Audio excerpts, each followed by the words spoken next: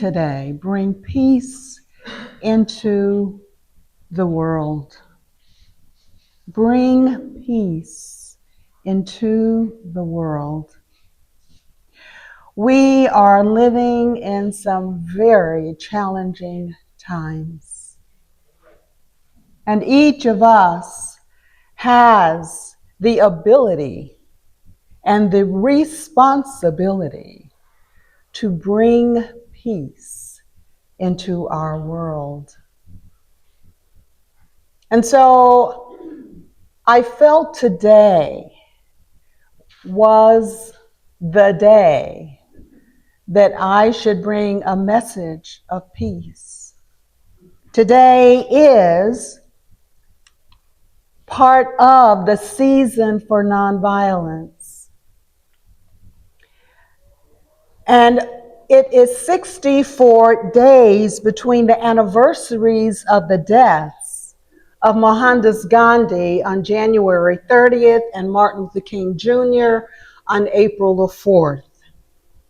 And this is a time that we can heighten our awareness on the importance of consciously bringing peace into our world. This is a time that we can be a force for nonviolence and peace in our country and around the world.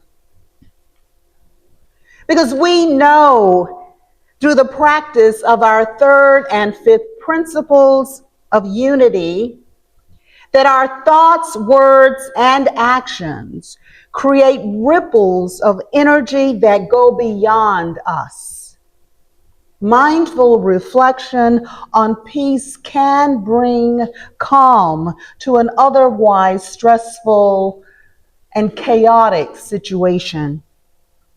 Any mist of negativity can be cleared when we take in a breath and release it and reflect on peace. I invite you to do that right now. Taking a breath, hold, release, and reflect on peace. In reflection, as I prepared for this talk on nonviolence and peace, a song came to mind that I learned early on in my unity experience. And the lyrics to that song came from an old Chinese proverb. And it goes like this: if there is light in the soul, there will be beauty in the person. If there is beauty in the person, there will be harmony within the home. If there is harmony within the home, there will be order in the nation. If there is order in the nation, there is peace in the world. The lyrics suggest that there may not be light in the soul by starting with the qualification if. However, I believe there is light in every soul, every single soul. And there is beauty in every person. We simply need to take our blinders off, often called ego,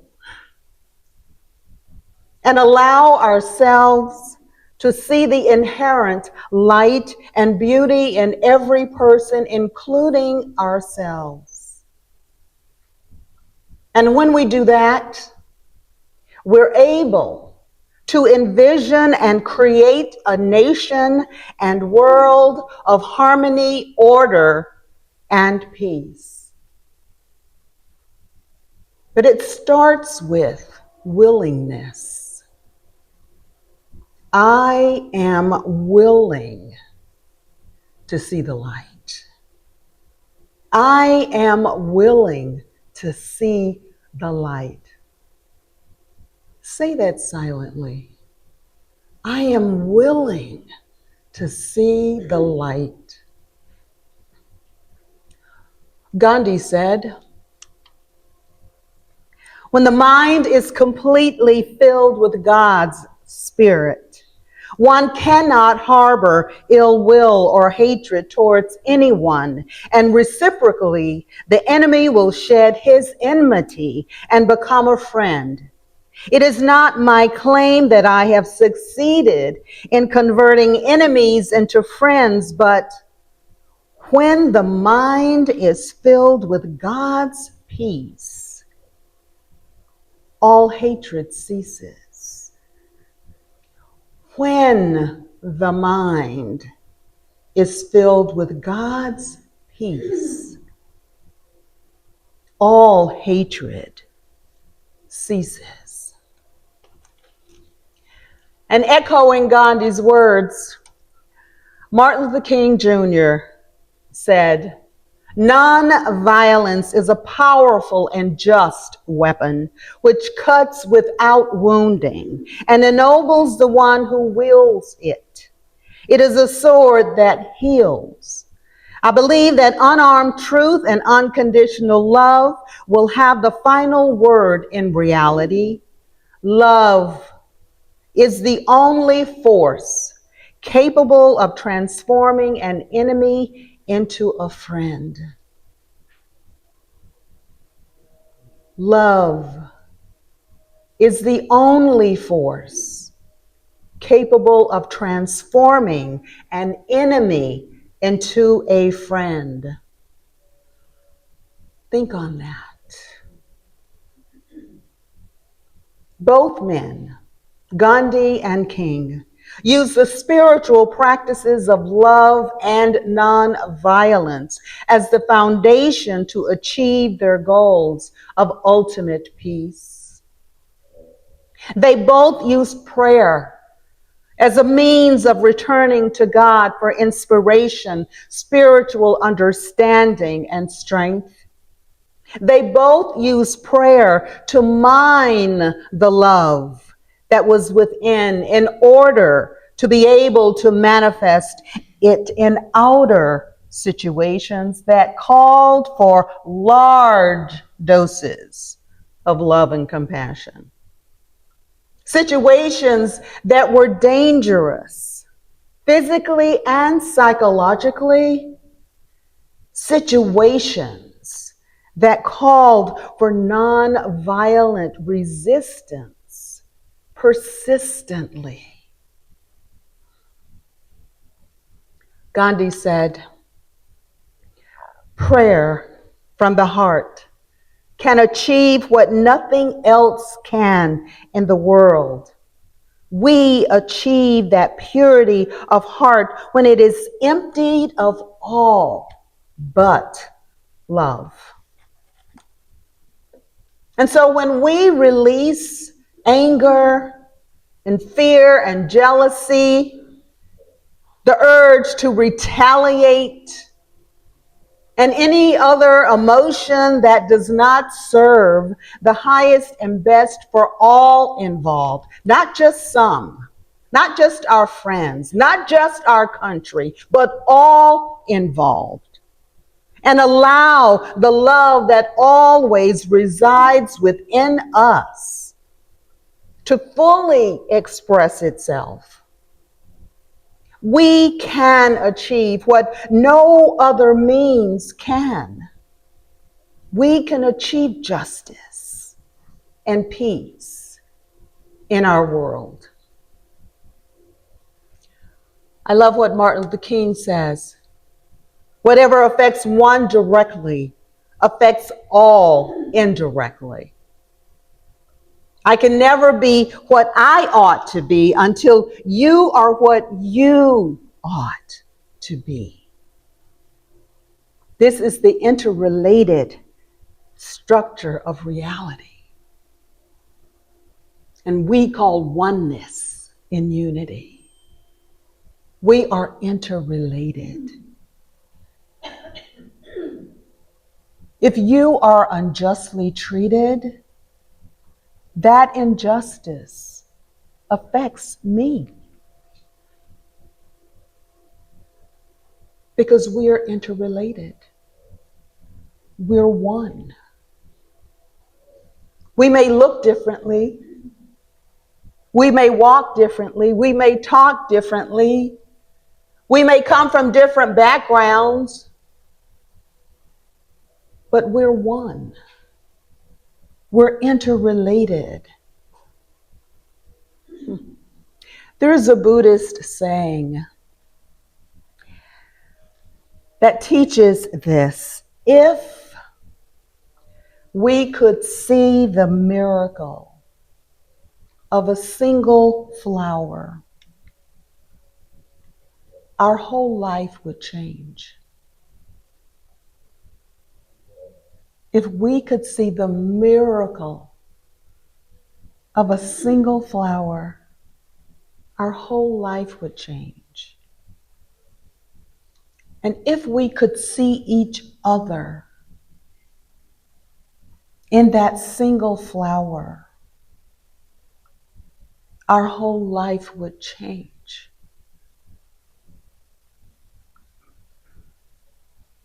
I'd like to lead us in a meditation now. And I invite you to experience this miracle in your mind's eye. I invite you to relax and center through slow, deep breaths. With your eyes closed or lowered to a focused gaze on the floor. To the extent that you can, empty your mind of any thoughts and simply focus on your breath.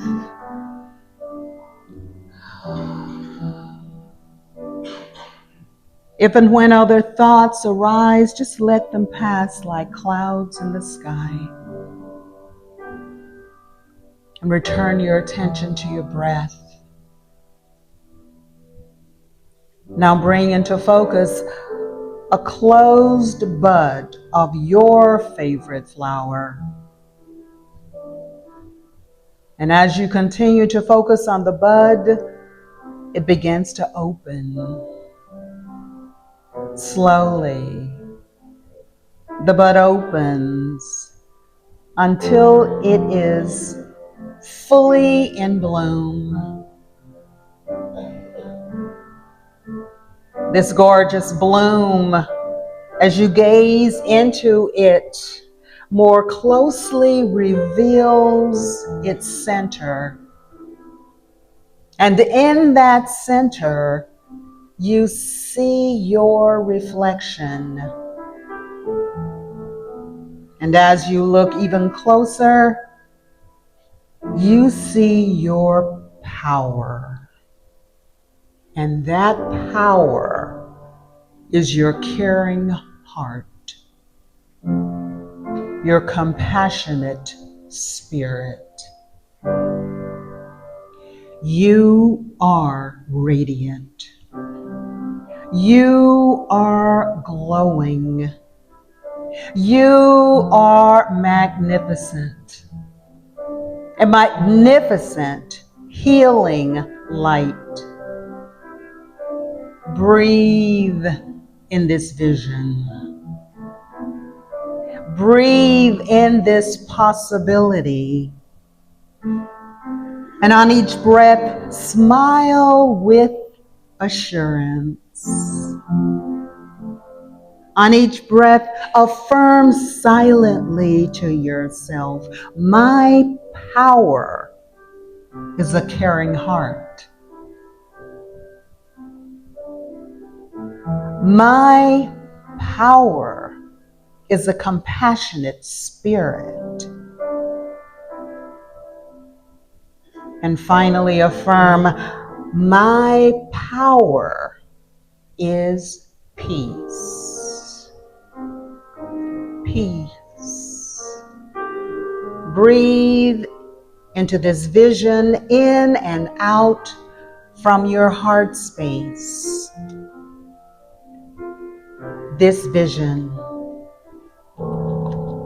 a caring heart, a compassionate spirit, a powerful, peaceful presence, is the healing light. Feel the warmth of this light. Notice the colors. This healing light glows and grows as you access it and as you use it for yourself, for your neighbor, for the good of our country and all of humankind. Allow yourself to breathe fully into this deep knowing. Now give yourself permission to share this healing light from your heart space and in your mind's eye. Share it with your 9-year-old self. See yourself as the beloved child that you are. You are a child of God. You are a child of the universe who is loved, appreciated, and worthy. Hold that vision. Hold that vision for 5 seconds.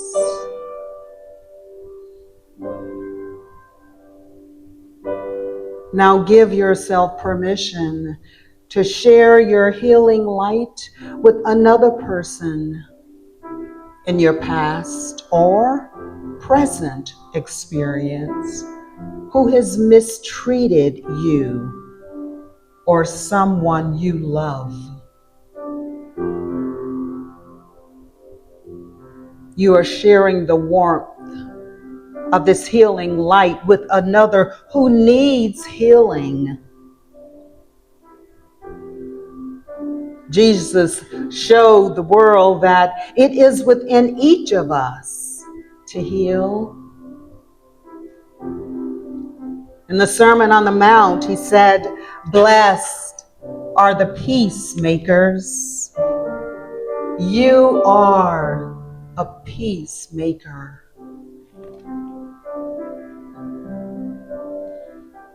The healing, loving light within you knows no bounds. Peace is possible because peace is ever present in your caring heart and in your compassionate spirit. Regardless of what is going on in the realm of appearances, you are awakening to the divine truth of peace that lies in your heart, waiting to be awakened. In your soul, you understand the power that you possess to bring forth peace into our world.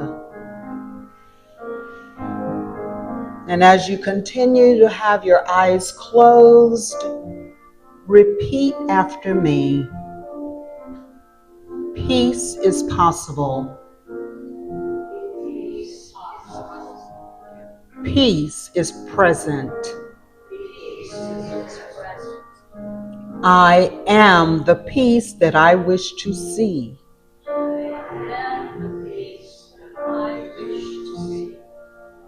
Yes. When there is light in the soul, there is beauty in the person. When there is beauty in the person, there is harmony within the home. When there is harmony within the home, there is order in the nation. When there is order in the nation, there is peace in the world. As we close our meditation, I invite you to gently bring your awareness back into this physical space and take another deep breath and release.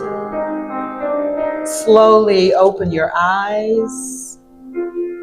You are the peace that you wish to see in your family, in your neighborhood, in our country, in our world. And together, let us affirm, I am the peace that I wish to see in the world. And so it is. Thank you.